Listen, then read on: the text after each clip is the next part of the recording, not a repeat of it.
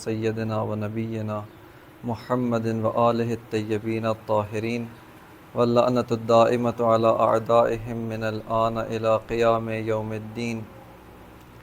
اما بعد فقد قال رسول اللہ صلی اللہ علیہ وآلہ وسلم ان الحسین مصباح الہدی و سفینۃ النجات. صلوات پڑھ لیں محمد و آل محمد پر.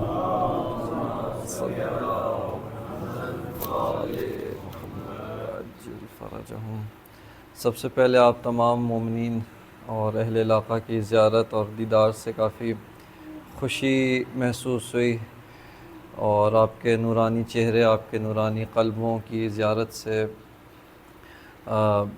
جو کہ شہری علاقے، جو شہری لوگ ہوتے ہیں ان کے اندر وہ پاکیزگی، خلوص، وہ صفا اور محبت نہیں ملتی جو ان علاقوں میں ملتا ہے.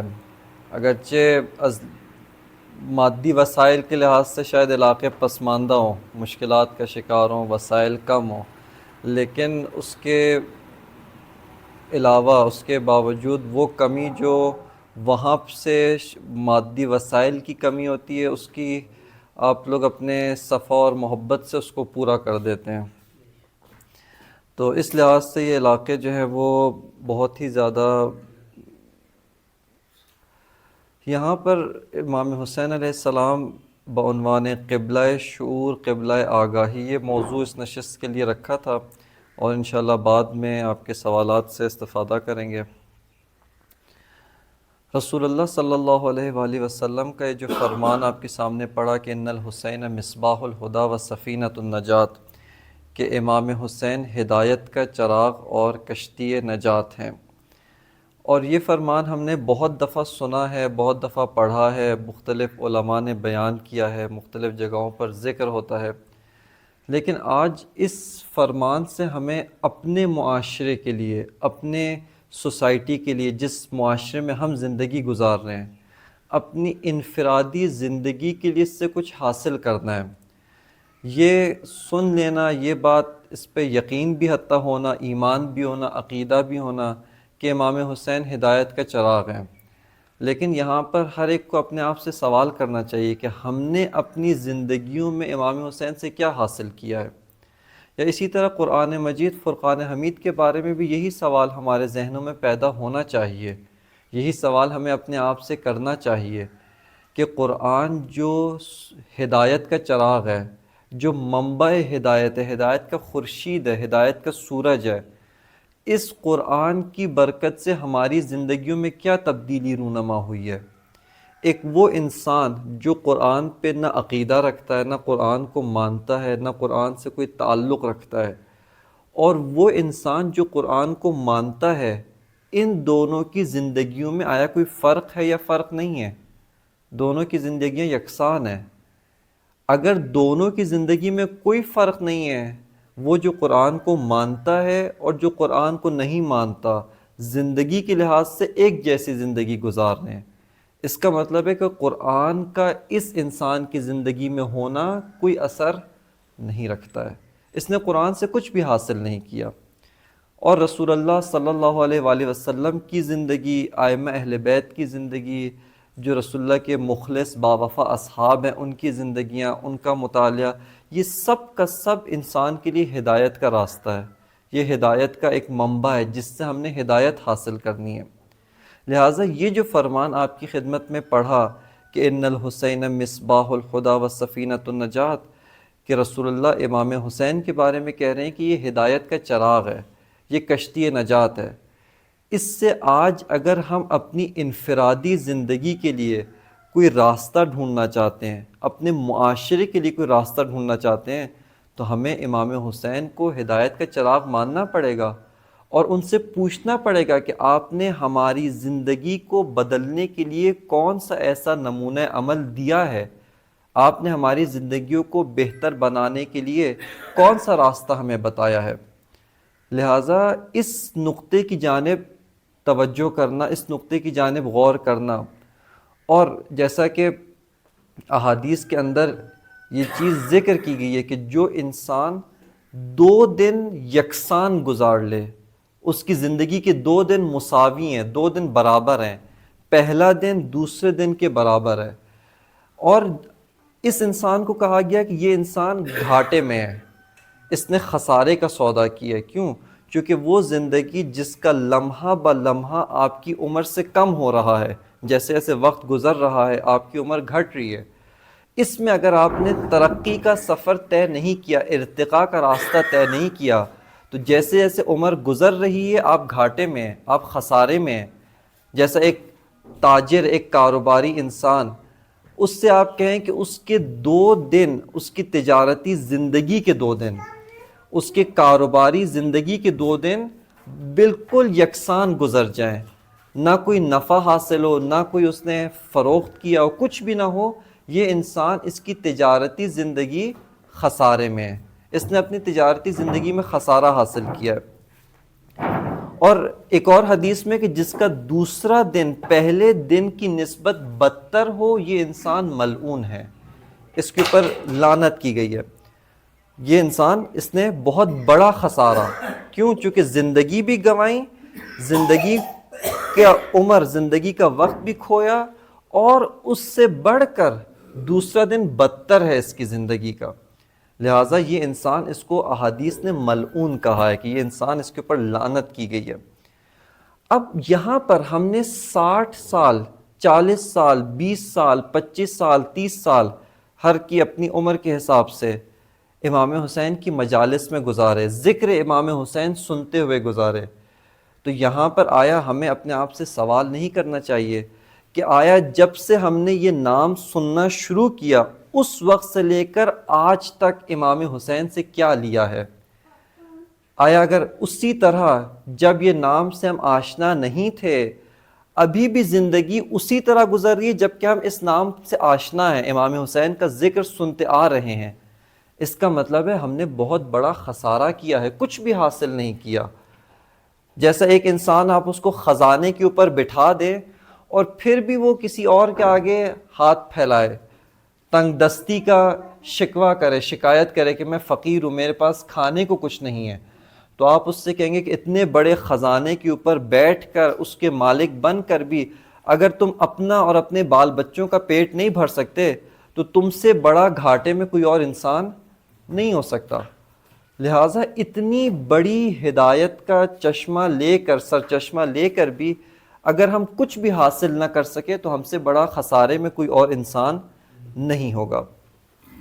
لہٰذا یہ فرمان، اس کی روشنی میں ایک دفعہ آ کر اپنے معاشرے کا جائزہ لیں، اپنا جس ماحول میں ہم زندگی گزار رہے ہیں اس کا ہم دیکھیں، جس ملک میں زندگی گزار رہے ہیں، جس مملکت میں رہ رہے ہیں، اس کا جائزہ لیں کہ آیا اس فرمان کی روشنی میں ہمارے ملک میں کیا کیا مشکلات ہیں اور ان مشکلات سے نکلنے کا راستہ کیا ہے۔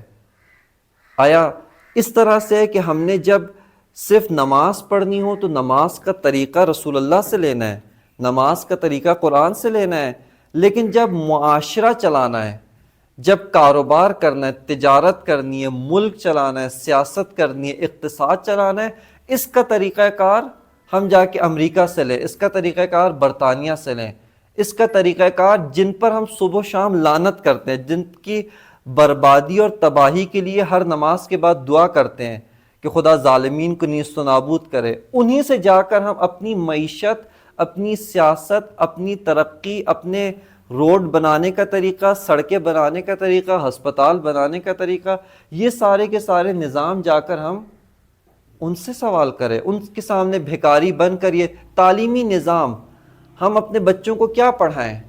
ہمارے بچے کس تعلیمی نظام کے تحت پڑھیں؟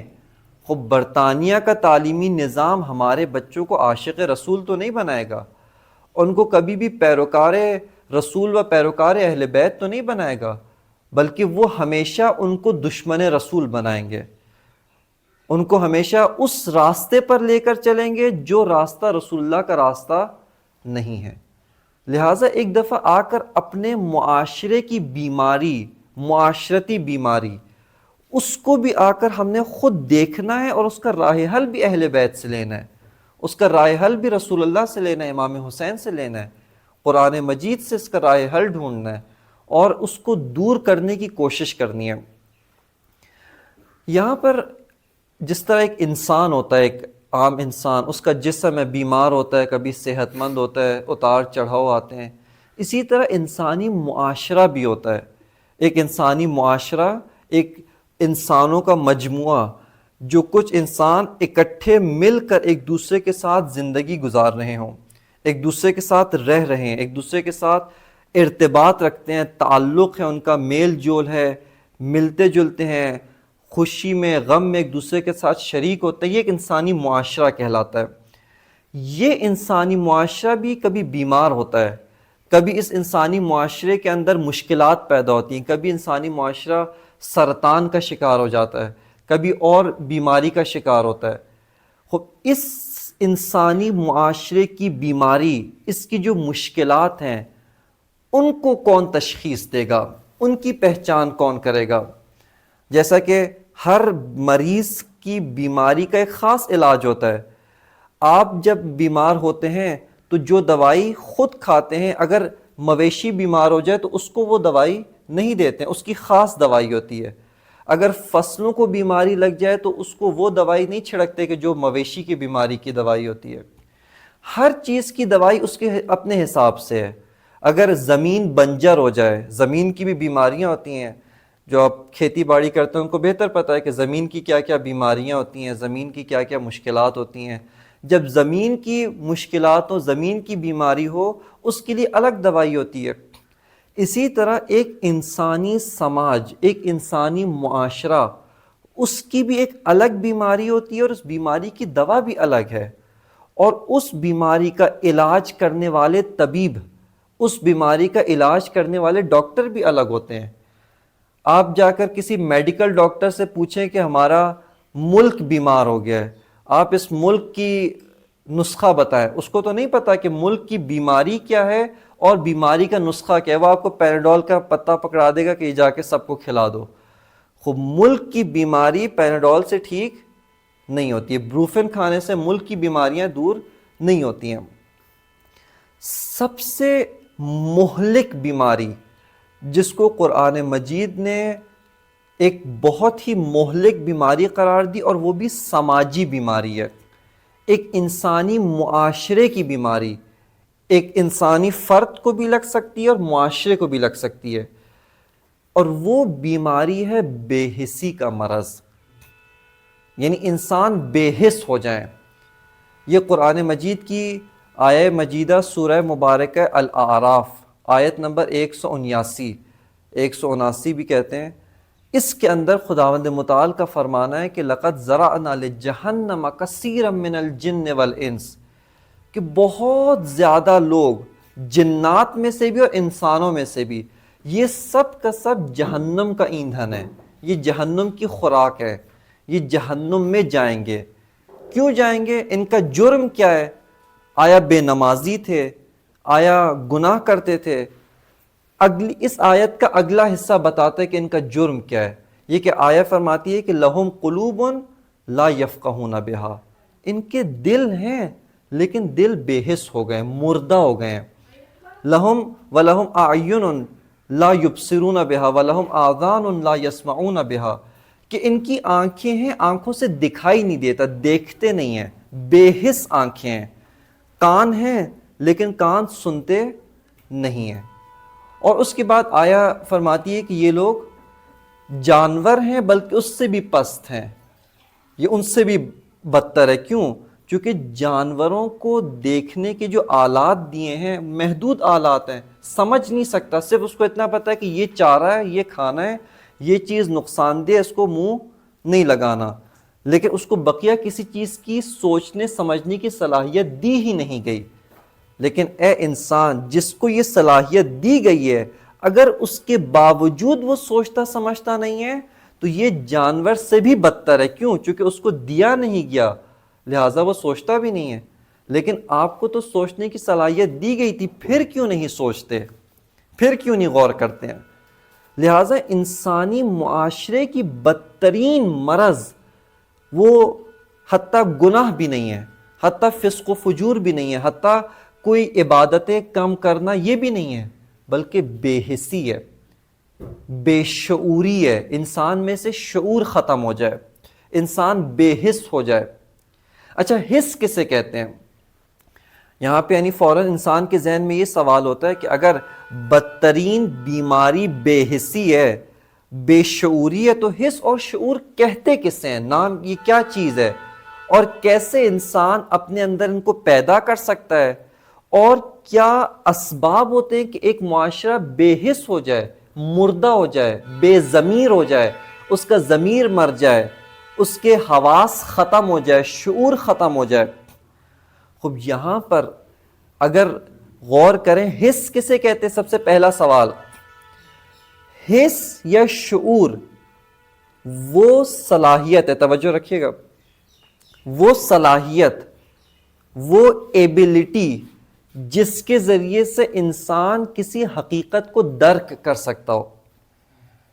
کوئی حقیقت موجود ہے ہمارے وجود سے باہر، انسان کی سرحد سے باہر بہت ساری چیزیں ہیں، بہت ساری حقیقتیں موجود ہیں، یہ حقیقتیں خارج میں ہیں، خدا نے انسان کو صلاحیت دی ہے کہ تم اس حقیقت کو سمجھ سکتے ہو، ان کا علم حاصل کر سکتے ہو۔ جیسے یہ کتاب میرے سامنے ہے، یہ کاپی میرے سامنے پڑی ہے، اب ایک انسان اپنی آنکھیں بند کر لے، آنکھیں بند کرنے کا مطلب یہ نہیں ہے کہ یہ چیز موجود نہیں ہے، یہ موجود ہے۔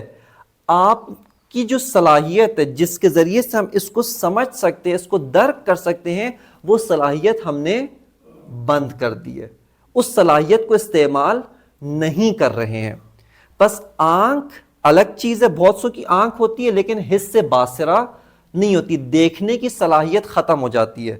بہت سے لوگوں کے کان ہوتے ہیں لیکن سننے کی صلاحیت ختم ہو جاتی ہے، یعنی کان کا پردہ پھٹ جاتا ہے، وہ سننے کی صلاحیت ختم ہو جاتی ہے۔ اب یہ جو سننے کی صلاحیت ختم ہو گئی ہے، اس کا یہ مطلب نہیں کہ باہر کی دنیا میں آوازیں ختم ہو گئی ہیں، نہیں، آوازیں ہیں، شور بھی ہے، غل غپاڑہ بھی ہے، سب کچھ موجود ہے، اس انسان کی صلاحیت ختم ہو گئی ہے۔ بس حس یا شعور وہ صلاحیت ہے جس کے ذریعے سے ایک انسان خارج میں موجود، باہر کی دنیا میں موجود چیزوں کو درک کر سکتا ہے، ان کا علم حاصل کر سکتا ہے، ان کو سمجھ سکتا ہے، ان کے بارے میں جان سکتا ہے۔ اس صلاحیت کو حس کہتے ہیں۔ بے حسی یعنی یہ صلاحیت مر جائے، جیسے کہ بے حسی کا ٹیکہ جب لگاتے ہیں، سن کرنے کا ٹیکہ، کسی کا آپریشن کرنا ہے، کسی کا علاج کرنا ہے تو بے حس کر دیتے ہیں، وہ کیا کرتا ہے؟ بے حسی کا ٹیکہ، یعنی آپ کے اعضاء کی یہ جو صلاحیت ہے درک کرنے کی، چیزوں کو محسوس کرنے کی، وہ صلاحیت ختم ہو گئی ہے۔ اب اس کا جسم کاٹیں، اس کو چھری لگائیں، اس کو چیریں پھاڑیں، جو کچھ بھی کریں، اس کو کچھ محسوس نہیں ہوتا۔ کیوں؟ چونکہ بے حس ہو گیا ہے، یہ جسم بے حس ہو گیا ہے۔ اسی طرح جو مردہ ہوتا ہے، جو انسان مر گیا ہے، میت اب کسی چیز کو محسوس نہیں کرتی، اس کا وہ حس والا تعلق ختم ہو گیا ہے، نہ دیکھ سکتی ہے، نہ سن سکتی ہے، آپ اس کو ہاتھ لگائیں، آپ کا ہاتھ محسوس نہیں کرتی، آپ اس کو پکڑ کے ماریں، ڈنڈے سے ماریں، کچھ بھی محسوس نہیں کر رہی۔ کیوں؟ اس میں اور ایک پتھر میں آپ کوئی فرق نہیں ہے، پتھر کو بھی آپ پیٹتے رہے، اس کو بھی کچھ محسوس نہیں ہوتا، اس میت کو بھی آپ مارتے رہے، کچھ محسوس نہیں ہوتا۔ جس کو سن کر دیا ہے، بے حس کر دیا ہے، اس کو بھی آپ ڈنڈے سے پکڑ کے پیٹتے رہے، اب کسی چیز کا اس کو کوئی چیز محسوس نہیں ہوتی۔ یہ حس اور بے حسی، شعور و بے شعوری۔ اسی طرح معاشرہ بھی ہوتا ہے، ایک معاشرے کو پکڑ کے، پورا معاشرہ، پوری سوسائٹی کو پکڑ کے آپ بے حس کر دیں، اب اس معاشرے کے ساتھ جو بھی کرنا ہے کرتے رہیں، اس کو کچھ بھی محسوس نہیں ہوگا۔ یعنی پورا معاشرہ اس طرح کا ہوگا کہ اس کو کچھ بھی سمجھ میں نہیں آئے گی۔ اب یہاں پر حس کی بھی اقسام ہیں، مختلف قسمیں ہیں، چونکہ آپ لوگ کا تعلق یعنی اس گاؤں کی، دیہات کی زندگی سے ہے۔ اب جو لوگ، یہ ہم نے صرف سنی ہوئی باتیں، ہماری زندگی شہروں میں گزری ہے، میری اپنی زندگی، لہٰذا ان چیزوں کو ہم نے دوسروں سے صرف سنا ہے، ہمیں اس کی حقیقت، اس کو کبھی گہرائی میں جا کے لمس نہیں کیا۔ لیکن آپ لوگ چونکہ سروکار ہے صبح و شام، اب یہ بعض لوگ جو ہوتے ہیں جن کا صبح و شام سروکار باغ سے ہوتا ہے، یہ پھولوں کو محسوس کرتے ہیں، پھول کو، فصلوں کو، حتیٰ بعض جو باغبان ماہر ہوتے ہیں ساری زندگی اس میں گزاری، شکل دیکھ کے، پھول کی شکل دیکھ کے بتاتے ہیں کہ یہ پھول مریض ہے، مرجھایا ہوا ہے، کل کے جو اس کے طور طریقے تھے اس پھول کا آج وہی انداز نہیں ہے۔ فصلوں کی بھی اسی طرح کی ہوتی ہے کہ جو فصل کے ہوتے ہیں، کھیتی باڑی کرتے ہیں، کسان ہوتے ہیں، فصلوں کو دیکھ کے پہچان جاتے ہیں، ان کے اندر وہ حس، آنکھیں اس کی بھی ہیں، اس کی بھی، میری بھی آنکھیں ہیں، آپ کی بھی آنکھیں ہیں، لیکن ان آنکھوں کے اندر وہ شعور جس کے ذریعے سے اس حقیقت کو درک کر سکیں وہ شعور پیدا نہیں ہوا ہے۔ اسی طرح مویشی ہوتے ہیں، اب ہمیں بھی نہیں سمجھ میں آتی اب، لیکن ایک جگہ پہ بہت ساری بھیڑیں ہیں، بہت ساری بکریاں ہیں، بہت سارے مویشی ہیں، گائیں ہیں، بھینس ہے، لیکن ہر ایک کو پتہ ہوتا ہے کہ یہ میری گائے ہے، یہ مثلا فلاں کی ہے، یہ فلاں کی ہے، لیکن آپ ایک شہری بندے کو لا کر سامنے کھڑا کریں، وہ یہ کہے گا وہ بھی گائے ہے، یہ بھی گائے ہے۔ وہ حیران ہوتے ہیں کہ آپ کو یہ کیسے پتہ چلتا ہے کہ یہ فلاں کی ہے، یہ مثلا فلاں کی بھیڑیں، یہ فلاں کی بکریاں ہیں، یہ کیسے آپ کو علم ہوتا ہے؟ جو صبح و شام ان کے ساتھ زندگی گزارے اس کو فرق محسوس ہو جاتا ہے کہ یہ میری نہیں ہے، یہ فلاں کی ہے، یہ اس کی ہے، یہ آج مریض ہے، یہ صحت مند ہے، اس نے دودھ کم دیا ہے، اس کا دودھ معمول سے ہٹ کے ہے۔ خب یہ طور طریقے، یہ حس کا کیسے پیدا ہوئی؟ چونکہ صبح و شام اس سے ہمارا سروکار ہے۔ معاشرہ بھی بے عینی ہی اسی طرح ہوتا ہے۔ اب ہم یہ دیکھنا چاہتے ہیں کہ آیا ہمارا معاشرہ مریض ہے یا سالم ہے؟ اس کو سمجھنے کے لیے الگ ایک معیار ہیں، الگ اس کے طور طریقے ہیں، الگ حس کی ضرورت ہے، الگ شعور کی ضرورت ہے۔ وہ شعور جس کے ذریعے سے آپ انسانی امراض کو پہچانتے ہیں، انسانی امراض کا علم حاصل کرتے ہیں، وہی شعور، وہی حس معاشرتی امراض کو درک کرنے کے لیے کافی نہیں ہے۔ ایک اور بالا شعور کی ضرورت ہے، اس سے اوپر درجے کے شعور کی ضرورت ہے، اس سے ایک اوپر درجے کے علم کی، حس کی ضرورت ہے۔ اور اگر وہ آپ معاشرے سے ختم کرتے جائیں، یہ معاشرہ آہستہ آہستہ بے حس ہو جائے گا۔ اب یہاں پر میں آپ سے ایک سوال کرتا ہوں، یعنی اس سوال میں آپ میرا ساتھ دیں۔ رسول اللہ صلی اللہ علیہ وآلہ وسلم کی صلی اللہ علیہ آپ کی وفات ہوتی ہے سن 11 ہجری۔ امام حسین کو کربلا میں بے دردی کے ساتھ سن 61 ہجری میں شہید کر دیا۔ اس معاشرے کے ساتھ کیا ہوا جبکہ 61 ہجری کے اندر وہ اصحاب موجود ہیں، ایک بڑی تعداد اصحاب کی موجود ہے، اور اگر خود اصحاب نہیں بھی ہیں تو فرزندان اصحاب موجود ہیں۔ خلیفہ دوم کے فرزند جناب عبداللہ ابن عمر موجود ہیں، عبداللہ ابن عباس رسول اللہ کے چچا زاد بھائی، رسول اللہ کے چچا عباس، ان کے بیٹے عبداللہ ابن عباس، یہ مفسر قرآن، پہلے مفسر قرآن جس کو کہا جاتا ہے عبداللہ ابن عباس ہیں۔ اسی طرح عبداللہ ابن زبیر، وہ رسول اللہ کے صحابی زبیر، ان کے فرزند عبداللہ ابن زبیر، اور اصحاب تابعین، یہ سب موجود ہیں۔ ان کے ہوتے ہوئے اس معاشرے کو کیا بیماری لگی؟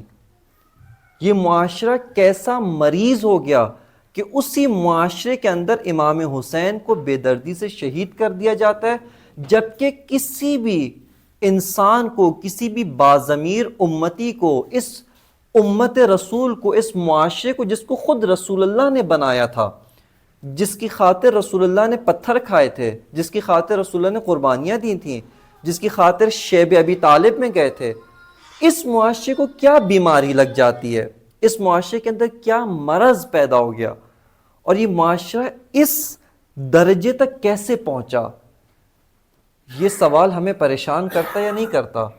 اور اگر وہ معاشرہ جس کو خود رسول اس حد تک تربیت دیں، اس حد تک بنائیں، وہ یہاں تک پہنچ سکتا ہے، تو یہ جو ہمارے بنائے ہوئے معاشرے ہیں، یہ جو چھوٹے چھوٹے معاشرے جو اس پائے کی کوئی شخصیت نہیں جس پائے کی شخصیت رسول تھے، یہ تو کسی عالم ہے، کوئی مولوی ہے، کوئی یہاں پر عالم الدین ہے، فریضہ تبلیغ انجام دیتا ہے، کچھ عرصے آتا ہے پھر چلا جاتا ہے۔ خب یہ معاشرے، ان میں آیا وہ خطرہ موجود ہے یا نہیں موجود؟ وہ سارے خطرے موجود ہیں۔ اگر وہ معاشرہ اس حد تک جا سکتا ہے تو اس معاشرے کی گارنٹی ہم میں سے کوئی بھی نہیں لے سکتا۔ اس معاشرے کے اندر تباہی، فساد، اس معاشرے کے زوال، اس معاشرے کی پستی، اس معاشرے کی جو بھی انحطاط ہے، پستی میں گرنا، ہم میں سے کوئی بھی نہیں کہہ سکتا یہ معاشرہ پاک و پاکیزہ ہے۔ اس میں وہ مشکلات پیدا نہیں ہوں گی جو ان معاشروں میں پیدا ہوئی تھیں، اور اس سے بھی بڑھ کر، اس سے بھی بڑا ماجرا، یہ معاشرہ جو رسول اللہ نے بنایا، اس کو گمراہ ہونے میں پھر 50 سال لگے۔ لیکن ایک ماجرا سورہ مبارکہ طٰہٰ میں آیتیں نہیں پڑھوں گا، آپ خود جا کے ایک دفعہ پڑھیے گا، وہ حضرت موسیٰ کا معاشرہ ہے۔ حضرت موسیٰ نے اپنی قوم بنی اسرائیل کو فرعون کے عذاب سے بچایا۔ وہ فرعون جس کے بارے میں قرآن نے کہا یذبحون ابناءہم، کہ ان کے بچوں کو ذبح کرتا تھا، ان کی عورتوں کو شہوت رانی کے لیے استعمال کرتا تھا، اور بہت بڑی ان کے سروں پر مصیبت بن کے سوار تھا، وہ فرعون انہی لوگوں کے سامنے نیل میں غرق ہوتا ہے۔ یہ لوگ نکلتے ہیں، موسیٰ کے ساتھ آئے، اب حضرت موسیٰ جا رہے ہیں ان کے لیے کوہ طور پر تورات لینے جا رہے ہیں، خدا کے احکامات لینے جا رہے ہیں، اس معاشرے کو چلانے کے لیے خدائی احکامات لینے جا رہے ہیں۔ اور حضرت موسیٰ کا جو وعدہ تھا وہ 30 دن کا تھا، خدا نے بڑھا کر 40 دن کر دیا، امتحان لیا۔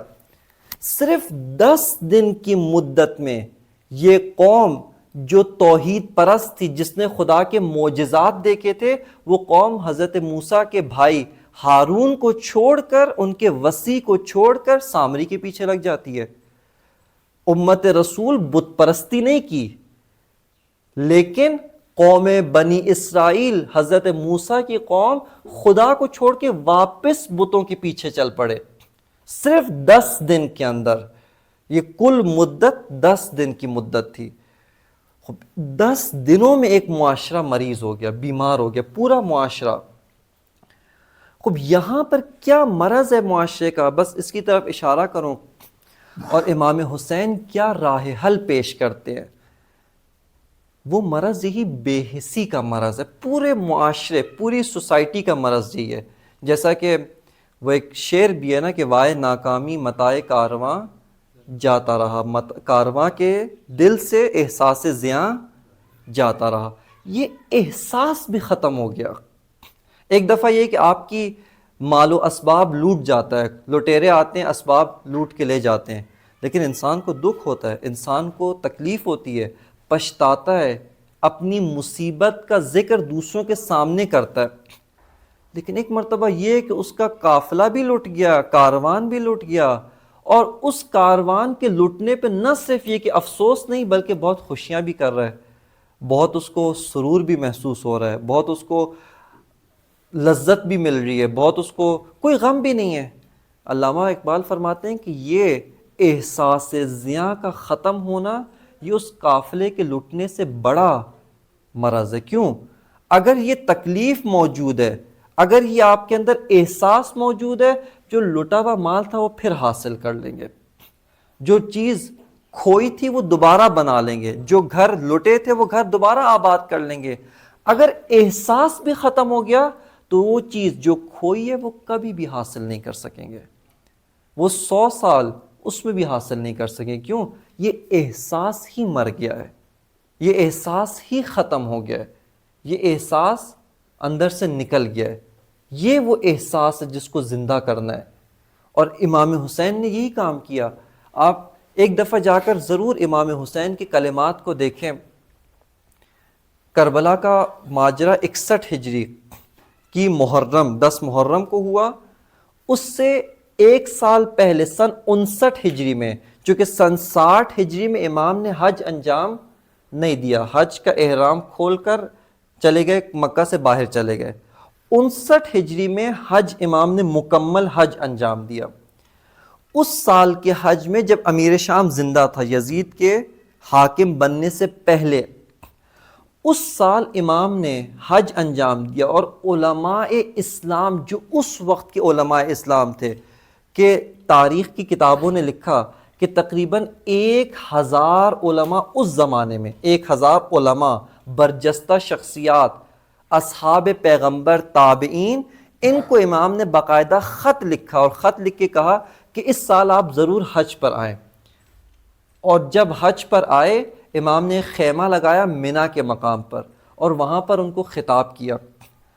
وہ خطاب خطبہ منا، جس کے اندر امام نے یہی کہا کہ آج تم لوگ کے دلوں سے، تم لوگ کی نگاہوں سے، تم لوگ کے اندر سے یہ حس کیوں ختم ہو گئی ہے، یہ شعور کیوں ختم ہو گیا ہے؟ سب کچھ ہوتے ہوئے دیکھ رہے ہو کہ سنت رسول کے ساتھ کیا ہو رہا ہے، سنت رسول کے ساتھ کیا کیا جا رہا ہے، سنت رسول کو کس طرح سے بدلا جا رہا ہے، کس طرح سے تبدیل کیا جا رہا ہے، تمہارے گلے سے آواز تک نہیں نکلتی. لیکن اگر حکومتی وظیفوں میں کمی آ جائے، جو تنخواہیں تمہیں ملتی ہیں، جو وظیفے تمہارے لگے ہوئے ہیں، جو پیسے بیت المال سے ملتے ہیں، اس میں اگر 1 دینار 10 دینار بھی کمی آ جائے تم آسمان سروں پہ اٹھا لیتے ہو. جبکہ یہ عزت، یہ احترام، یہ وقار، یہ سب کچھ تم نے اسلام سے حاصل کیا ہے. یہ بتاؤ جو کچھ اسلام سے لیا، اب یہ سوال ہے اسلام کو دیا کیا ہے؟ اسلام کی مشکل کے وقت میں تم نے کیا کام انجام دیا ہے؟ تم فقط کعبہ کے گرد طواف کرنے، مسجد النبی میں درس دینے، صرف اسی کام کے ہو یا نہیں؟ اس معاشرے کے مرض کا علاج تمہاری ذمہ داری تھی. معاشرے کے طبیب آپ تھے. رسول اللہ کے بعد ان کے وارث آپ علماء اسلام ہیں. اس معاشرے کی بھاگ دوڑ، اس کو اپنے صحیح راستے پہ رکھنا، سنت رسول پہ گامزن رکھنا، چلاتے رہنا، یہ آپ کی ذمہ داری تھی. اور آج یہ معاشرہ بے حس ہو گیا ہے. اس معاشرے کا احساس مر چکا ہے. اس احساس کو زندہ کرنا علماء کی ذمہ داری تھی. اور اگر علماء بھی بے حس ہو جائیں، ان کے اندر کبھی احساس مر جائے، پھر یہ ہوتا ہے کہ ایک فرزند رسول، نواسہ رسول بے دردی کے ساتھ شہید ہو جاتے ہیں اور کوئی ساتھ نہیں دیتا. امام حسین کا کسی نے، مدینہ سے نکلے فقط اپنے قبیلے کے بعض نوجوان، اپنے گھر والے، وہ امام کے ساتھ نکلتے ہیں. مکہ سے بھی وہی افراد امام کے ساتھ نکلے جو مدینہ سے ساتھ آئے تھے. اور بعض جو دیگر تھے وہ کوفہ کے یا راستے میں کوئی اگر ملا اور امام کی بات اس کو سمجھ میں آ گئی، وہ امام کا ساتھی بنا. بس اس معاشرے کی جو بنیادی مرض ہے، اس معاشرے کی جو بنیادی مشکل ہے، وہ بے حسی ہے. آج اپنی مثال لیں، ہم اگر اپنے معاشرے کی مثال لیں، آیا آپ اپنے جو بچوں کو بھیجتے ہیں اسکولوں میں، کبھی اس کے نصاب پہ غور کیے؟ یہ ایک معاشرتی مسئلہ ہے نا، ایک اجتماعی مسئلہ ہے. آئیں کبھی اس کی کتاب کھول کے دیکھیں، نصاب کی کتاب، کہ تمہیں اسکولوں میں کیا پڑھایا جاتا ہے. اس تعلیمی نظام سے اگر ہم دیکھیں، دیکھ کر آنکھیں بند کر لیں، خاموش ہو جائیں، ہم بھی وہی بے حسی کا شکار ہیں. ہم بھی اسی بے حس معاشرے کا ایک حصہ ہیں، اسی بے حسی کا ہی شکار ہیں. لیکن کم از کم اپنے اندر احساس تو پیدا کریں کہ ایک مرتبہ جائزہ تو لیں کہ اس کو کیا پڑھایا جاتا ہے، اس کے تعلیمی نصاب میں کیا ہے، اس کے اسکول میں کیا ہوتا ہے.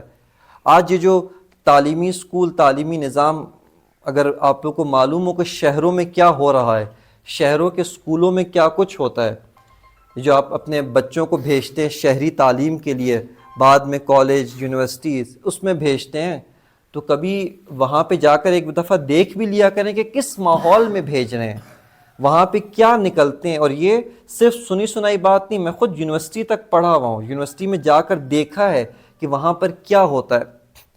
اگر اسی وقت سے کہ جب سے انحراف تھوڑے درجے کا تھا، اسی وقت اگر کسی نے روک لیا ہوتا تو آج یہ نوبت نہیں آتی، آج یہاں تک بات نہیں پہنچتی. اگر پہلی سیڑھی پر ہی کوئی روک لے تو آخری سیڑھی تک بات ہی نہیں آتی. یہ آج ہمارے تعلیمی ادارے کیوں یہاں تک پہنچے؟ یہ ایک تعلیمی ادارے کی اندر کی رپورٹ جس میں پڑھا ہوں کہ اس کے بعض اندر کے افراد نے کہ اس تعلیمی ادارے کی مکس تعلیم ہے، لڑکے لڑکے اکٹھے پڑھتے ہیں، اس تعلیمی ادارے کے بچوں کی دلچسپی پڑھائی سے زیادہ دیگر امور میں ہے، دیگر مسائل میں دلچسپی ہے. اب یہ نوبت کیوں ہے، یہاں تک بات کیوں پہنچتی ہے؟ چونکہ ایک موقع پر کسی نے کوئی رد عمل ظاہر نہیں کیا، ایک موقع پر دیکھا ہوتے ہوئے خاموشی اختیار کی. آج جب بات بہت آگے بڑھ چکی، اب جب آگ اپنے گھروں تک پہنچی ہے، اپنے بیٹیوں تک، ان کی عزت تک بات پہنچتی ہے، تو پھر یا چھپاتے ہیں یا شور مچاتے ہیں. جبکہ اگر یہی بات پہلے روک لی جاتی تو یہاں تک بات ہی نہیں پہنچتی. فرقہ واریت کی مثال لے لیں.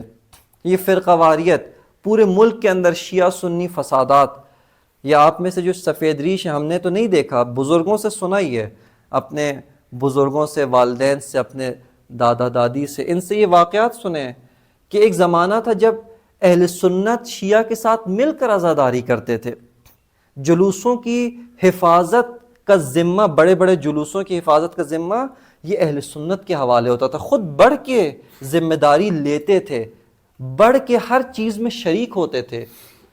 لیکن اس کے بعد جب یہ فرقہ واریت کی آگ لگائی گئی، اگر ایک معاشرے میں، اگر آپ مثال کے طور پہ یہیں پر کہیں دیکھیں، کوئی آدمی ایسی بات کر رہا ہے کہ جو بڑھ کر فتنہ اور فساد بڑھے گی، اگر ابھی اسی وقت روک لیں، وہیں پر وہ نطفہ ختم ہو جائے گا، وہ بیج وہیں پر نابود ہو جائے گا. لیکن آپ ابھی خاموشی اختیار کریں، پھر وہ بڑھے گا بڑھے گا. جب بات اپنے علاقوں تک آئے گی، اپنے گھروں تک آئے گی، اپنی اولاد تک، اپنی جان تک بات آئے گی، اب بہت دیر ہو چکی ہوگی. لہٰذا جب بیماری کا آغاز ہے، وہیں پہ پکڑ کے اس کا گلا دبا دیں، اس مرض کو وہیں پر روک لیں، اس کو وہیں پر نابود کر دیں. اپنے معاشرے میں آپ دیکھیں، آپ اپنے معاشرتی مسائل سے بہتر آگاہ ہیں. اس علاقہ، کم از کم اس علاقے کی تو ذمہ داری آپ لوگوں کی ہے نا. آپ بزرگ ہیں، آپ اس علاقے کے قابل غور و فکر کرنے والے مفکر، سوچتے ہیں مسائل کے اوپر، مختلف چیزوں کے اوپر. خوب اس معاشرے کی کیا امراض ہیں؟ ہم اگر اتنی صلاحیت نہیں ہے کہ ملکی سطح پہ کچھ کر سکیں، خوب کم از کم علاقے کی سطح پہ تو کر سکتے ہیں، اور خود کر سکتے ہیں. میں ووٹوں کی بات نہیں کر رہا، الیکشن کی بات نہیں کر رہا کہ ہم مل کے الیکشن کریں بعد میں، نہیں، وہ بہت دور کی بات ہے. وہ وعدے وفا کرتے ہیں نہیں کرتے، وہ ایک الگ مسئلہ ہے، اس سے سروکار نہیں ہے مجھے. لیکن وہ چیزیں جو آپ اپنے علاقے میں خود ٹھیک کر سکتے ہیں، آئیں بڑے بڑھ کے خود اس کا ذمہ لیں، خود احساس کا مظاہرہ کریں، خود احساس کا اظہار کریں. اور یہی ہماری خاموشیاں. ایک آخری نقطہ، کتنا وقت ہو گیا اور کتنا ٹائم ہے بھی؟ ایک نقطہ، یہ احساس مرتا کیسے، یہ بہت اہم نقطہ ہے کہ ہمارے اندر سے، دلوں سے، ہمارے وجود سے یہ احساس مرتا کیسے. جیسا ہر چیز کی ایک زندگی ہوتی ہے، ایک موت ہوتی ہے، حیات ہوتی ہے. زندگی کے بھی کچھ اسباب ہوتے ہیں، موت کے بھی کچھ اسباب ہوتے ہیں. انسانی جسم کی موت مختلف اسباب کے ذریعے سے ہوتی ہے. کوئی حادثہ ہوتا ہے، کوئی لمبی عمر گزار لی، عمر پوری ہو گئی، بیماریاں ہیں، اس کے بعد اس کی یہ موت رونما ہوتی ہے. انسانی معاشرے میں سے یہ احساس کی موت کیسے ہوتی ہے؟ احساس کی موت اسی طرح سے ہوتی ہے کہ ہم ایک مرتبہ ایک چیز دیکھتے ہیں، ہمارے اندر کچھ نہ کچھ اس بات کی سمجھ بوجھ پیدا ہوتی، کچھ سمجھ آ رہا ہے کہ یہ چیز غلط ہو رہی ہے، یہ صحیح نہیں ہے، ایسا نہیں ہونا چاہیے. لیکن ہم پھر خود اپنے ضمیر کا گلا اپنے ہاتھوں سے گھونٹ دیتے ہیں، اپنے آپ کو خاموش کر دیتے ہیں، کوئی رد عمل ظاہر نہیں کرتے. آہستہ آہستہ وہ احساس مر جاتا ہے، آہستہ آہستہ. حتیٰ آپ کو پھر ایک وقت آئے گا سمجھ بھی نہیں آئے گی آپ کو. بالکل جیسے بعض اوقات ہوتا ہے، یہ عموماً مجالس میں بیٹھے ہوں، کہیں پہ بھی ہوں، کسی جگہ پہ ہوں، کوئی گفتگو ہو رہی ہو، کوئی کہہ رہا ہو. عموماً جب بچے ہوتے ہیں ان کو کچھ نہ کچھ لگ رہا ہوتا ہے، یہاں کچھ غلط ہو رہا ہے. یہاں مثال کے طور پہ کوئی آتا ہے نماز کے خلاف پڑھ کے چلا جاتا ہے کہ نماز فلاں ہے، اس سے بڑی عبادت تو مثلا فلاں ہے، رونا ہی فقط عبادت ہے، نماز کے خلاف پڑھ کے چلا جاتا ہے. اب وہ جو چھوٹا بیٹھا ہے اس کو کچھ نہ کچھ سمجھ میں آ رہی ہے، بچپن سے سنا ہے نماز واجب ہے، بڑوں نے یہی بتایا، یہی سنا. قرآن کہ اگر مدرسے میں کہیں پہ بھی دینی تعلیم حاصل کی، اس کو یہ پتہ ہے نماز واجب ہے، اس کو سمجھ آ رہی ہے کہ یہ جو پڑھ رہا ہے یہ صحیح نہیں پڑھ رہا. لیکن کہتا ہے بڑے ہیں، بزرگ ہیں، میں کیسے بولوں، شرم جو ہے وہ مانے آتی ہے، رکاوٹ بنتی ہے، ہچکچاتا ہے، آہستہ آہستہ گلا گھونٹتا جاتا ہے اپنے احساس کا. ایک وقت آتا ہے کہ یہ احساس اس کو سمجھ آنا ہی ختم ہو جائے گی، اس کو صحیح اور غلط میں فرق بالکل ختم ہو جائے گا، اس کو سمجھ ہی نہیں آئے گی کہ یہ غلط ہو رہا ہے. وہ کہے گا یہ بھی صحیح ہو رہا ہے. اور آپ جب اس کو یہ بتائیں کہ یہ غلط ہو رہا ہے تو وہ آپ کے ساتھ لڑنے پہ آ جائے گا کہ آپ کیا چیز غلط ہے، کیا چیز بری ہو رہی ہے. یہ تو آج کا روٹین بن گیا ہے، یہ تو آج کا معاشرتی رسوم و رواج، ان کا طور طریقہ یہی ہے، ان کے اندر ہوتا یہی ہے. یہ کیوں اس نوبت تک پہنچا، کیوں اس شخص کا احساس بالکل مر گیا ہے؟ چونکہ اس نے اپنی شعور، اپنی حس کا گلا گھونٹا ہے. اور امر بالمعروف کا سب سے نچلا درجہ یہ کہ اپنے دل سے تو کم از کم برا کہو. اس کا فائدہ اس برائی کو نہیں، تمہیں خود کو ہے کہ تمہارے اندر وہ احساس زندہ رہے گا. ایک باضمیر انسان تو کم از کم رہو گے. یہ آج جو ملک کے اندر چند کچھ عرصہ پہلے جو واقعہ ہوا، اور اس سے پہلے پچھلے سال سیالکوٹ میں ایک شخص کو یعنی بغیر کسی جرم کے، بغیر اس کے مار دیا. پھر جڑاں کے اندر مسیحی آبادی، ان کے گھر جلا دیا، ان کی عبادت گاہیں جلا دیں. یہ کیوں ہوا؟ آیا وہاں پر کوئی ایک انسان، باضمیر انسان نہیں تھا جو روکتا؟ خوب مسیحی ہیں ٹھیک ہے، لیکن آیا حکومت اسلامی کی پناہ میں نہیں ہے؟ کیا حکومت ان سے اس نے تعہد نہیں لیا کہ ان کی جان اور مال کی حفاظت کرے گی؟ کیا مسلمانوں کی پناہ کے اندر یہ زندگی نہیں گزار رہے ہیں؟ ان کی عبادت گاہیں، اقلیت کی پناہ، یہ حکومت کی بھی ذمہ داری ہے. اور اگر حکومت نہیں ہے تو اس علاقے کے باضمیر لوگوں کی ذمہ داری ہے. ایک میں لکھ کے لایا ہوں یہاں پر، امام علی کا ایک خطبہ ہے بہت خوبصورت، بعینہ یہی واقعہ امام علی کی حکومت میں ہوا. امام علی چوتھے خلیفہ، ان کی حکومت میں یہی واقعہ ہوا.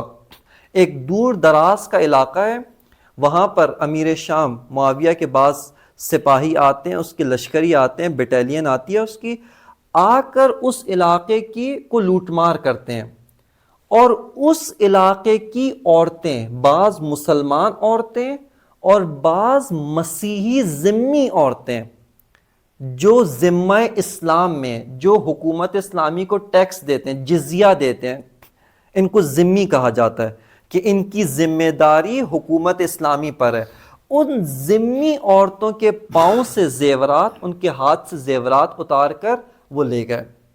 یہ رپورٹ جب امام کو دارالخلافہ میں ملی، کوفہ میں ملی، تو امام نے خطبہ دیا، نہج البلاغہ خطبہ نمبر 147، حتماً کھول کے پڑھیے گا.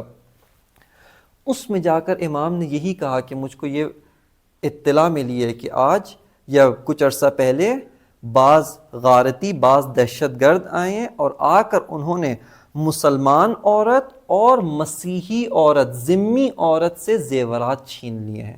اس کی پازیب، اس کے زینت کے جو آلات و آرائش تھے وہ سب چھین کے لے گئے. اور امام نے کہا اس سے بڑی جو دکھ کی بات ہے وہ یہ ہے کہ وہ صحیح اور سالم آئے اور صحیح و سالم واپس چلے گئے. نہ کسی کو تلوار کا زخم لگا، نہ ان میں سے کسی کا ایک قطرہ خون بہا. اور اس سے اگلا جملہ امام فرماتے ہیں کہ اگر اس غم میں، یہ سب امام کے جملے ہیں، ان میں سے ایک بھی بات میں نے اضافہ نہیں کی ہے، امام فرماتے ہیں اگر کوئی مسلمان اس غم میں مر جائے، میری نگاہ میں یہ اس کو سزاوار ہے، یہ اس کے لائق ہے.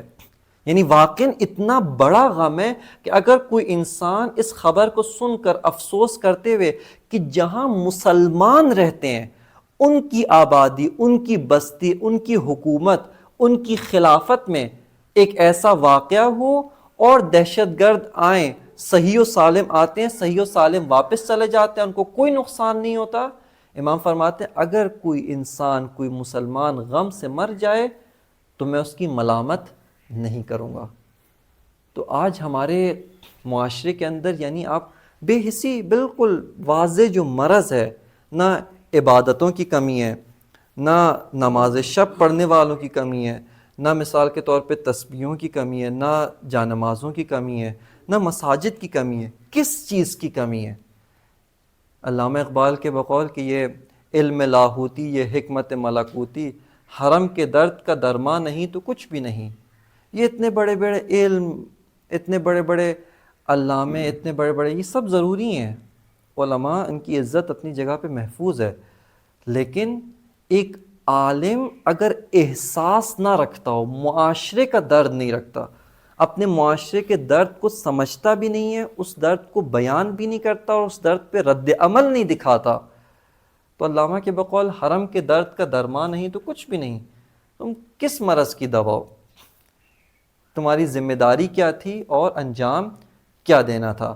بس کم از کم آج ہم یہ اتنی آبادی، اتنے لوگ، یہ اس علاقے، اس گاؤں، اس کی مشکلات، اگر ہم میں سے بعض کے اندر احساس پیدا ہو، یہ دوسروں کے اندر بھی احساس پیدا کر دیتا ہے۔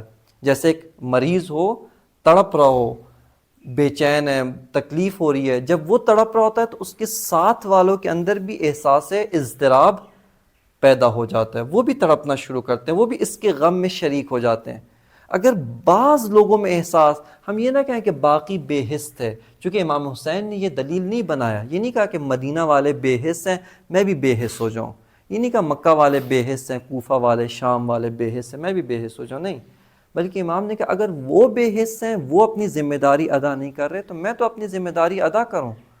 اور پھر آپ دیکھیے کہ خدا نے خون حسین اور نام حسین کے ذریعے کیا برکت دی ہے کہ امام حسین کا نام ہی ظالموں کے خلاف قیام کا علم بن گیا ہے، پرچم بن گیا ہے، احساس کا علم بردار حسین ابن علی بن گئے ہیں۔ کہ علامہ کا یہ شعر ہے کہ بیاں اگر سر شہادت کی تفسیر ہو جائے، مسلمانوں کا قبلہ روضہ شبیر ہو جائے۔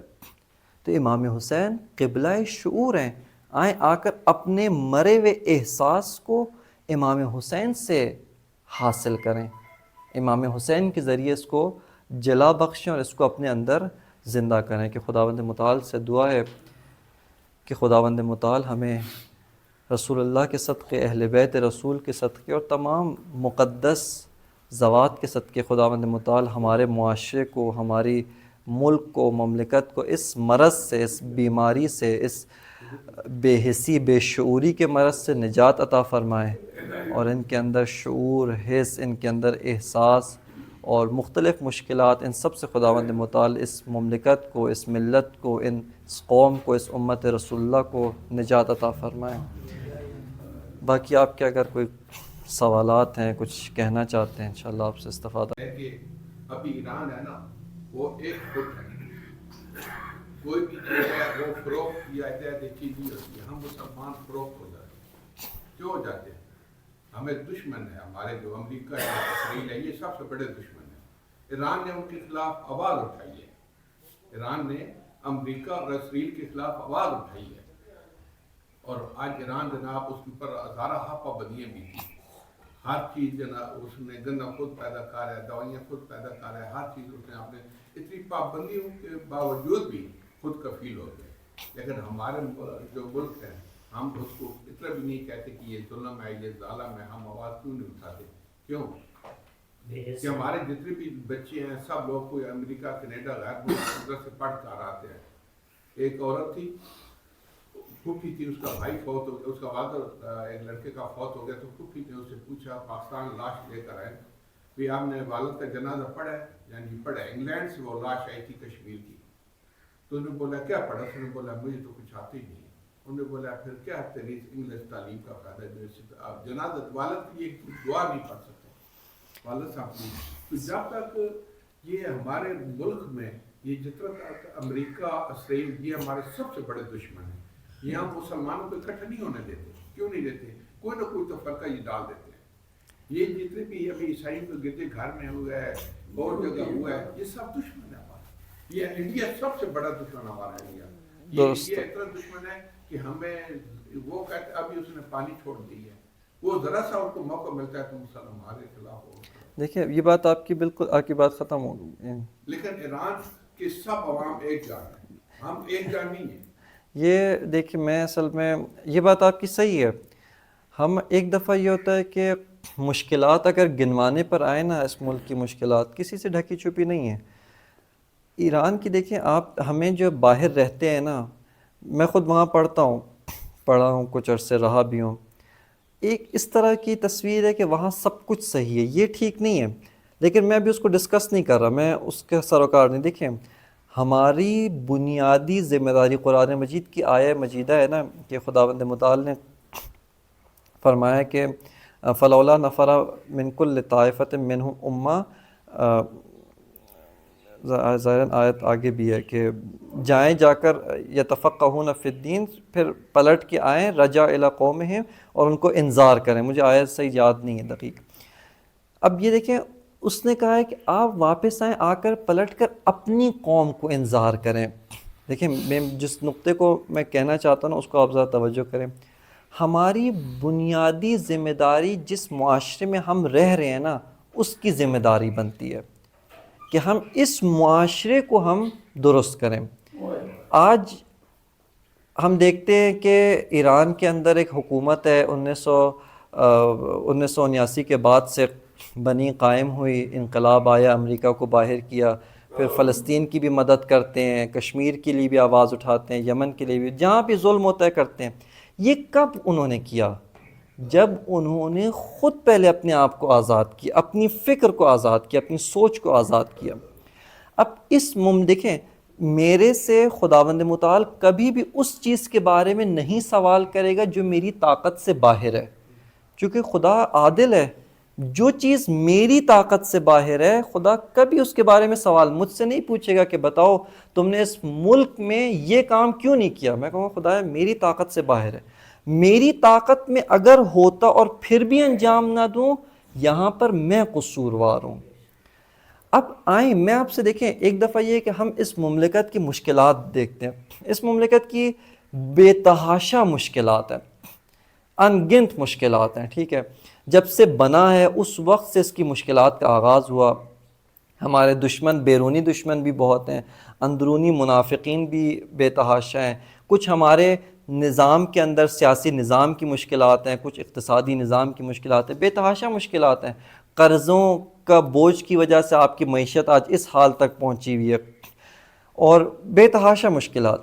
لیکن دیکھیں اس میں سے میں آپ سب سے یہی گزارش، یعنی جو بات کہی تھی نا، اس کا ایک مقصد یہ ہوتا ہے گڑھے مردے اکھاڑنا، کہ ہم آئیں جو ہمارے بزرگوں نے کیا، جو پچھلی نسلوں نے کیا، ہم آ کر اس کو اکھاڑیں اور بعض کو رحمت اللہ علیہ، بعض کو لعنت اللہ قرار دے کر اپنی بھڑاس نکال کر فارغ ہو جائیں. یہ ایک ذمہ داری یہ ہے کہ دیکھیں اب خدا نے ہمیں یہ مملکت اس حال میں ہمارے حوالے کی ہے. خدا نے نہیں کی، خدا نے تو اچھے حال میں کی تھی، ہمارے بڑوں نے اس حال میں ہمارے حوالے کی ہے جو غیر ذمہ دار تھے.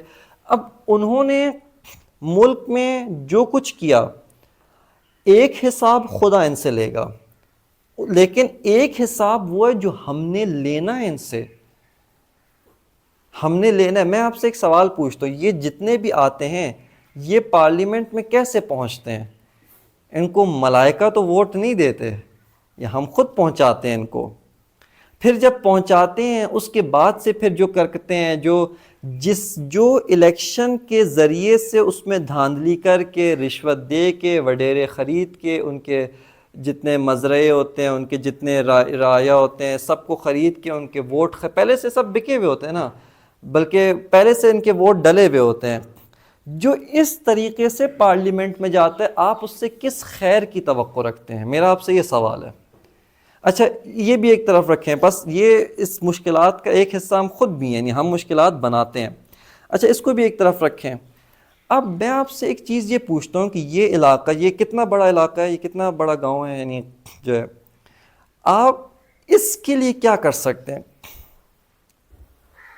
آپ اس کے لیے تو کچھ نہ کچھ کر سکتے ہیں نا. یہاں پہ جہاں پہ آپ رہتے، دیکھیں ہم اگر اپنا گھر بنا سکتے ہیں، اپنے زمین خرید کے اس پہ اپنا پلاٹ لے کے اپنا گھر بنا سکتے ہیں، اپنا علاقہ بھی بنا سکتے ہیں، اپنا محلہ تو کم از کم بنا سکتے ہیں نا.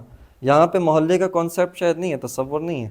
لیکن شہروں میں محلے ہوتے ہیں، گلیاں ہوتی، کم از کم اپنی گلی تو ٹھیک کر سکتے ہیں نا، اپنی گلی تو بنا سکتے ہیں نا۔ اگر یہی شعور دیکھیں، انبیاء کی ایک مشکل یہی ہوتی تھی، ان کا کام آہستہ آہستہ اور لمبا ہوتا تھا۔ رسول اللہ کو 23 سال لگے۔ 23 سال ایک بڑا عرصہ ہوتا ہے، ایک انتھک محنت 23 سال کی، اور وہ بھی جب رسول کو اس طرح کے اصحاب بھی ملے جنہوں نے جان توڑ کوشش بھی کی، امام علی جیسا ساتھی بھی ملا، صحیح ہے نا، لہٰذا یہ ساری کی ساری اس کے بعد رسول اللہ ایک معاشرہ بنا سکے۔ کہاں سے شروع کیا؟ رسول اللہ کے پاس حکومت تو نہیں تھی، حکومت اس وقت کے قبائل کے سرداروں کے پاس تھی، ابو سفیان کے پاس تھی، ابو جہل تھا، ابو لہب تھے، یہ سارے مکہ کے وڈیرے یہ تھے، ان کے پاس تھا۔ رسول اللہ نے کہاں سے شروع کیا؟ بلال حبشی سے شروع کیا، عمار یاسر سے شروع کیا، غلام تھے سارے کے سارے، یہاں سے شروع کیا، آہستہ آہستہ پھیلتا ہے، اور پھر یہ ایک دفعہ جب پھیلتا ہے تو پھر یہ کسی بھی طاقت، تلوار، زور اس کے اندر دب نہیں سکتا، پھر یہ ساری زنجیریں توڑ کر باہر نکلتا ہے۔ یہ امر وہی شعور کا امر۔ رسول اللہ نے کیا کیا؟ آ کر نہ ان کو تلوار کی ٹریننگ دی، نہ ان کو تیر چلانا سکھایا، بلکہ مکہ کے زمانے میں مسلمانوں پر ظلم و ستم کا جواب دینا منع تھا کہ آپ نہیں کر سکتے، آپ تلوار نہیں اٹھا سکتے، پتھر کا جواب پتھر سے نہیں دینا ہے، پتھر کھانے ہیں لیکن جواب نہیں دینا ہے۔ اسی معاشرے میں رسول اللہ نے کیا کیا؟ یعنی ہم رسول اللہ سے بہتر کوئی تبدیلی کا، اصلاح کا ماڈل پیش کر سکتے ہیں؟ نہیں کر سکتے۔ ہمیں اصلاً، میں آپ کو یہ اب تھوڑا سا اگر تاریخ کا آپ مطالعہ کریں یا سنیں، ایک دفعہ اگر اس معاشرے کے اندر جا کر اس کا ایک فرد محسوس کرے نا، تو آپ کو پھر اندازہ ہوگا کہ وہ معاشرہ کیا چیز تھی۔ یعنی وہاں پر میں اگر صحیح تعبیر کروں نا، وہاں پہ کیا انسانی شکلوں میں کیا حیوان بستے تھے۔ جاہلیت کس چیز کا نام ہے، ہمیں اس کا صحیح تصور نہیں ہے، جب تک سوچے گھنٹوں بیٹھ کے۔ قبائلیت کسے کہتے ہیں؟ قبائلیت کسے کہا جاتا ہے؟ شاید میں اور آپ بہت اچھے طریقے سے اس کو تصور نہیں کر سکتے۔ قبائلیت اس چیز کا نام ہے، صرف یہ سن لیں ایک، کہ جب یزید کے سامنے امام حسین کا سر لایا جاتا ہے نا، تو وہ شعر کہتا ہے کہ لیت اشیاخی ببدر شہدوا جز الخزرج من وقع الاصل، کہ اے کاش میرے بدر کے جو شیخ تھے، جو مارے گئے تھے، جن کو مسلمانوں نے مارا تھا، وہ آج ہوتے اور دیکھتے کہ میں نے ان کا بدلہ کیسے لیا ہے۔ یہ قبائلیت ہے۔ یعنی اس وقت تو یہ پیدا بھی نہیں ہوا تھا، جب بدر ہوئی تھی تب تو یہ پیدا بھی نہیں ہوا تھا۔ یہ مائیں اپنے بچوں کو لوریوں میں یہ انتقام کی لوریاں سناتی تھی کہ فلاں نے تمہارے قبیلے کا بندہ مارا ہے، تم نے انتقام لینا ہے۔ اس کو قبائلیت کہتے ہیں۔ 100 سال کئی نسلیں لڑتے جھگڑتے کس چیز پہ؟ ایک اونٹ پر ایک بندہ مارا گیا، پھر انہوں نے انتقام لیا، پھر پلٹ کے 100 سال ایک دوسرے سے اسی کے اوپر۔ اس کو قبائلیت کہتے ہیں۔ اس قبائلیت سے نکال کر رسول اللہ اس معاشرے کو کہاں لے کر آئے؟ جہاں پر اس معاشرے کا مؤذن حضرت بلال ہے۔ مؤذن کا مطلب معلوم ہے کہ جو چھت پہ جا کر صبح و شام لوگ اس کی شکل دیکھ کر اس کے کہنے پر مسجد میں آتے ہیں، جس کی شکل دیکھنا بھی پسند نہیں کرتے تھے، جو عربی کا تلفظ بھی حضرت بلال کا سنا، یہ سارے واقعات آپ نے، تلفظ صحیح نہیں تھا، شین کو صحیح طرح تلفظ نہیں کرتے تھے، لیکن یہ کام رسول اللہ نے کیا۔ تو کہنے کا مقصد یہ کہ دیکھیں، ایک دفعہ آپ آپس میں دیکھیں اس علاقے کے کیا مسائل ہیں، مجھے صحیح طرح نہیں معلوم، آپ کو تو معلوم ہے۔ ہمارا تو یہ ہے کہ جب تک ہم قرآن پاک پڑھ کے ترجمہ نہیں پڑھیں گے، وہ ترجمہ پڑھیں گے تو ہمیں پتہ لگے گا کہ اللہ کا کیا حکم۔ درست ہے، لیکن سوال یہ کہ آپ کو ابھی کچھ معلوم ہے نا کہ اللہ کا ابھی کیا حکم ہے، جتنا پڑھا ہے۔ آپ کا معاشرہ اس کے مطابق ہے۔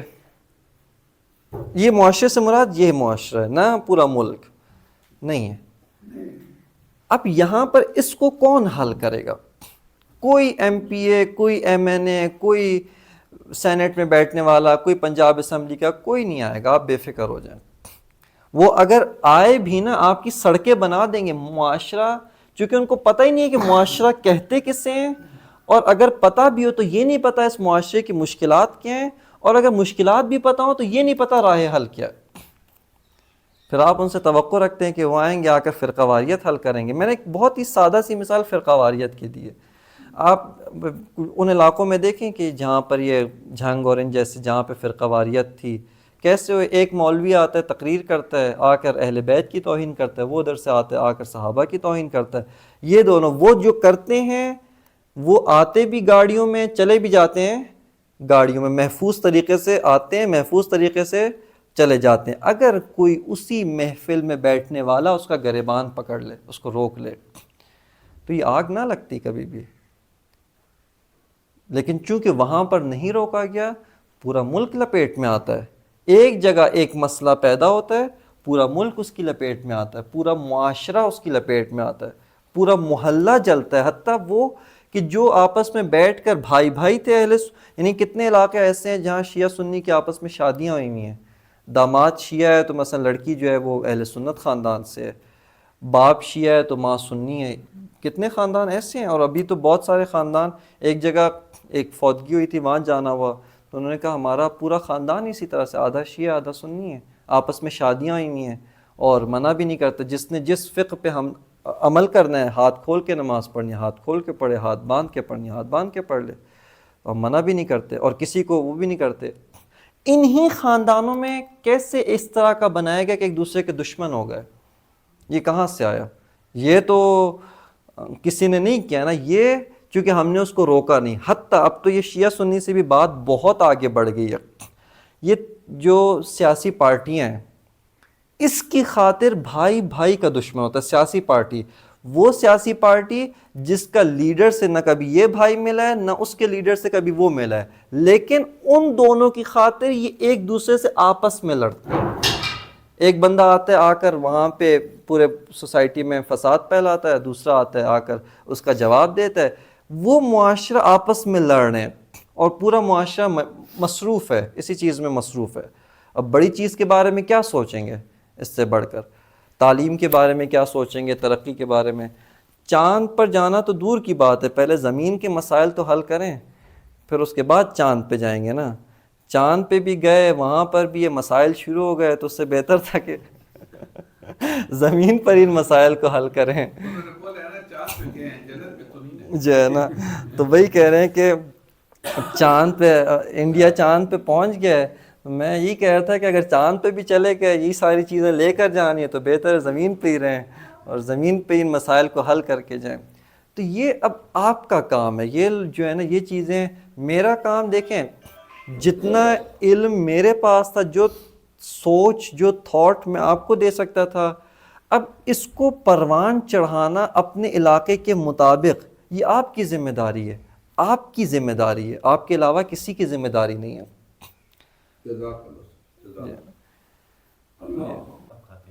ایک روٹ ہم نے لگانی ہے، اس کے بعد اس میں جو بھی آگے اس کی پروان چڑھنا ہے تو پھر پھل پیچھے آگے پھل سب آپ کی نسلیں کھائیں گی۔ میں ایک دفعہ بلکہ یہی اپنے جب تعلیمی نظام میں پڑھ رہا تھا، بعض مناظر خود دیکھے بھی سنے بھی، تو بعض اوقات واقعاً آدمی کو خوف بھی آتا تھا کہ ہماری مثلا شادی شدہ ہوں، میرے بچے ہوں گے، میری اولاد ہوگی، یہ کس جگہ جائیں گے؟ صرف ایسا تو نہیں کہ ہم چوزوں کی طرح جو ہے نا درجنوں درجنوں بچے پیدا کریں، ان کے لیے آگے کوئی نظام کوئی چیز اہتمام نہ کریں۔ رزق کی ذمہ داری خدا کی ہے، محنت کرنی ہے ہم نے، رزق کی ذمہ داری خدا کی، لیکن خدا نے آگے آپ کو یہ بتایا ہے کہ آ کر آپ نے اس ملک کا نظام کیا کرنا ہے اور چیزیں۔ آج اگر کوئی ہم سے پوچھے، میں مثلا مجھ سے پوچھے، میں اسلام آباد میں رہتا ہوں، تو وہاں پر کس جگہ آپ اپنے بچے بھیجنا چاہیں گے؟ میں کوئی بھی ایک ادارہ مطمئن ہو کے کہوں کہ میں تعلیم کے مدرسے کی بات نہیں کر رہا، اسکولوں کی بات کر رہا ہوں، کہ کوئی ایک ادارہ جہاں پر آپ مطمئن ہو کر بھیج سکیں، آپ کے بچے میٹرک کر لیں، ایف ایس سی کر لیں، ابھی تک میرے علم میں کوئی ادارہ نہیں ہے۔ جہاں پر تعلیم ہے وہاں کا ماحول صحیح نہیں ہے، اور جہاں کا ماحول کچھ بہتر ہے، گورنمنٹ اسکول ہیں، وہاں پہ تعلیم نہیں ہے۔ تو یہ اس کے بارے میں کون سوچے گا؟ یہ بات مطمئن ہم جو 70 سالوں سے دیکھ چکے ہیں، 75 سالوں سے، اور جو حالات ہیں وہ بھی یہی بتاتے ہیں کہ آئندہ 75 سالوں میں جو ہمارے ارباب اختیار ہیں ان کی طرف سے یہ سوچ پیدا نہیں ہوگی. آپ یقین رکھ لیں اس کے اوپر, یقین رکھ لیں. جن کی اپنی اولادیں اس ملک میں نہیں ہیں تو وہ آپ کی اولادوں کے لیے بہت خیر خواہ تھوڑی ہیں, وہ آپ کے لیے اس ملک میں پودا تھوڑی لگائیں گے. تو یہ جو ہے مختصر سی. باقی اگر اپنے آغاز میں یہ عرض کیا ہے کہ ہمیں امام کے دور میں ہم اکثر اوقات علماء سے, ذاتی نظام سے فوقوں کے بارے میں سنتے ہیں, یا ہم اولاد اصحاب کے بارے میں یا صحابہ کے بارے میں سنتے ہیں, انہوں نے ساتھ نہیں دیا. تو کیا کہیں تاریخ میں نوٹڈ ہے کہ بنی ہاشم کہاں میں تھے؟ کیا بنی ہاشم اتنے ہی تھے جو امام کے ساتھ گئے ہیں, یا اس کے علاوہ بھی کوئی بنی ہاشم تھے؟ اس کے اوپر ذرا آپ کی طرف سے. نہیں, بنی ہاشم قریش کا سب سے بڑا قبیلہ تھا. امام کے ساتھ اصحاب اور سب ملا کر, چونکہ تاریخ کی روایتیں مختلف ہیں, بعض نے 72 کا ہے, بعض میں سے زیادہ بھی ہے. جو امام حسین کے ساتھ کربلا کے اندر لوگ موجود تھے اس میں 72 سے بنی ہاشم کل 72 تو نہیں تھے, قبیلہ بہت بڑا تھا. اب کربلا میں آیا, مختلف تاریخ نے نقل کی ہے. بعض میں علماء سے میں نے سنا ہے کہ جو سب سے زیادہ تعداد نقل کی گئی ہے وہ 500 ہے, کہ امام کے ساتھ 500 تک لوگ تھے, میکسیمم اتنے تھے, سب حد اکثر. تو بنی ہاشم کل 500 تھوڑی تھے, اس سے بہت زیادہ. بنی ہاشم سب سے بڑا قبیلہ تھا قریش کا. اس کے بعد بقیہ جتنے قبائل ہیں, بنو امیہ کی باری آتی, اور جو دیگر قبائل ہیں قریش کے, ان کی باری آتی. تو یہ سارے کے سارے تو امام حسین کے ساتھ نہیں نکلے, نہیں گئے امام کے ساتھ. بہت سارے مدینہ میں ہی باقی رہے, مکہ میں رہے, اور مختلف جگہوں پر تھے. یہ ایک الگ تفصیلی تاریخ کا چیپٹر ہے کہ سارے کے سارے کیوں نہیں آیا ساتھ نہیں دیا امام کا, کیوں امام کے ساتھ نہیں نکلے. اس کی بھی ایک بڑی وجہ, ایک بڑا جو سبب ہے وہ ہے اجتماعی شعور کا نہ ہونا. ایک بڑا وجہ, جو آپ کبھی تاریخ کا مطالعہ کریں, ان کو اصلاً سمجھ میں نہیں آ رہی تھی کہ امام حسین کرنا کیا چاہتے ہیں, ان کو اصلاً نہیں سمجھ میں آ رہی تھی. اور جو امام کے ساتھ تھے نا, ان کو یہ سمجھ میں آ گئی تھی کہ ہم یہاں پر تاریخ کا ایک نیا دور رقم کریں گے. یعنی امام حسین تاریخ کا ایک نیا دور رقم کرنے نکل رہے ہیں.